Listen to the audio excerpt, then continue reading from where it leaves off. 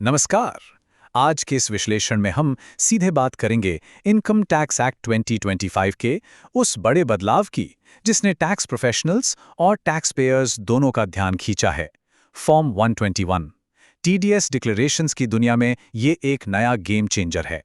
चलिए समझते हैं कि ये नया यूनिफाइड फॉर्म आखिर क्या बला है और हमारी टैक्स प्लानिंग पर इसका क्या असर पड़ने वाला है। आज के इस एक्सप्लेनर का एजेंडा काफी स्ट्रेट फॉरवर्ड है। पहले फॉर्म 121 का परिचय, फिर योग्यता, पुराने और नए सिस्टम का कंपैरिजन, फाइलिंग प्रोसेस और आखिर में एक्सपर्ट गाइडेंस के बारे में बात करेंगे। तो चलिए शुरुआत करते हैं पहले हिस्से से, फॉर्म 121 का बेसिक परिचय और हमारा नया टीडीएस लैंडस्केप। आसान शब्दों में कहें तो फॉर्म 121 एक नया single unified self declaration form है। नए इनकम टैक्स एक्ट 2025 के तहत ये फॉर्म हमारे पुराने साथी फॉर्म 15G और 15H को पूरी तरह से रिप्लेस कर देगा। इसका मेन टारगेट क्या है? एलिजिबल रेजिडेंट टैक्स पेयर्स के लिए टीडीएस डिडक्शन को रोकना। सबसे अच्छी बात यह है कि अब उम्र के हिसाब से अलग अलग फॉर्म याद रखने का झंझट ही खत्म। अगर आपकी एस्टिमेटेड टैक्स लायबिलिटी 0 है तो बस ये एक फॉर्म ही काफ़ी है।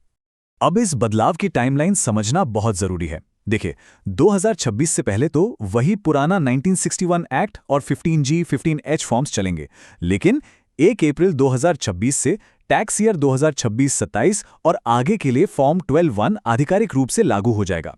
और एक और इंटरेस्टिंग अपडेट ये है कि 1 अप्रैल 2027 से इन डिक्लेरेशंस को डिपॉजिटरीज में इलेक्ट्रॉनिकली फाइल करने की सुविधा भी मिल जाएगी।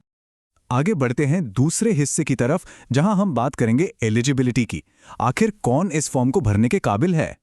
तो क्या आप ये फॉर्म भर सकते हैं? अगर आप एक रेजिडेंट इंडिविजुअल हैं, चाहे सीनियर सिटीजन ही क्यों ना हो, तो बिल्कुल।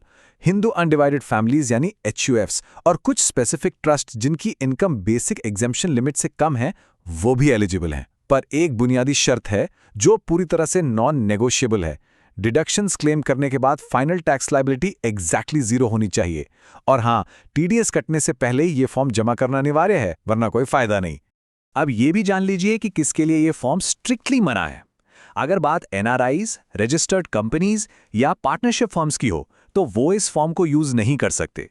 इसके अलावा जिनकी भी total income basic exemption limit cross कर जाती है और उन पर थोड़ा सा भी टैक्स बनता है, वो इस दायरे से बाहर है। कोई भी टैक्स लायबिलिटी हुई तो सीधी सी बात है, फॉर्म 12(1) अप्लाई नहीं होगा। तो आखिर किन किन आय के स्रोतों पर टीडीएस बचाने के लिए इसका इस्तेमाल हो सकता है? लिस्ट काफी लंबी और फायदेमंद है। बैंक FDs और सेविंग्स अकाउंट का इंटरेस्ट, म्यूचुअल फंड्स और शेयर्स से मिलने वाला डिविडेंड, EPF या PF विड्रॉल्स, यहाँ तक कि रेंटल इनकम और इंश्योरेंस कमीशन भी इसमें शामिल हैं। साथ ही पोस्ट ऑफिस डिपॉजिट्स, बॉन्ड्स का इंटरेस्ट और लाइफ इंश्योरेंस पॉलिसी के पेमेंट्स भी इस सिंगल फॉर्म से कवर हो जाते हैं। चलिए अब तीसरे भाग पर आते हैं। पुराने और नए नियमों का एक क्विक कंपैरिजन करते हैं। अगर हम इस बदलाव को साइड बाय साइड रखें तो पिक्चर एकदम क्लियर हो जाती है। पहले 1961 एक्ट में 15G और 15H थे जो उम्र पर आधारित थे, लेकिन अब इनकम टैक्स एक्ट 2025 के सेक्शन 393 सब सेक्शन 6 के तहत फॉर्म 121 ने सब कुछ सिंप्लीफाई कर दिया है। अब उम्र का कोई क्राइटेरिया नहीं बचा, सिर्फ एक यूनिफाइड फॉर्म है। एक ही रिक्वायरमेंट है, 0 एस्टिमेटेड टैक्स। काफी स्ट्रेट फॉरवर्ड अप्रोच है। इस नए फॉर्म के स्ट्रक्चर की बात करें तो इसे 2 क्लियर पार्ट्स में डिवाइड किया गया है। पार्ट ए भरेगा टैक्स पेयर यानी डिक्लेरेंट। इसमें आइडेंटिटी, पैन और एलिजिबिलिटी कंफर्म करनी होती है।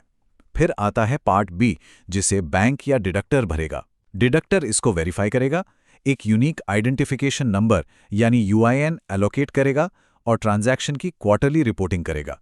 दोनों की जिम्मेदारियां यहां एकदम क्लियर कट हैं। तो आइए अब चौथे हिस्से में देखते हैं इसको फाइल करने का स्टेप बाय स्टेप प्रोसेस। इस प्योर कंप्लायंस प्रोसेस के 6 सिंपल स्टेप्स हैं, पूरा ध्यान दीजिएगा। स्टेप 1, सबसे पहले टोटल टैक्सेबल इनकम और टैक्स लायबिलिटी कैलकुलेट करनी है। स्टेप 2, कंफर्म करना है कि ये फाइनल फिगर प्रिसाइसली 0 है। स्टेप 3, इनकम टैक्स पोर्टल पर जाइए और फॉर्म 12(1) का PDF डाउनलोड करिए। स्टेप 4, पार्ट ए में अपनी डिटेल्स सही भरिए। स्टेप 5, जिस संस्था से पेमेंट मिलनी है उसका टैन डिटेल्स फॉर्म में डालिए। और आखिरी स्टेप, फॉर्म पर साइन करके टीडीएस डिडक्शन होने से बिल्कुल पहले पेयर को सबमिट कर दीजिए।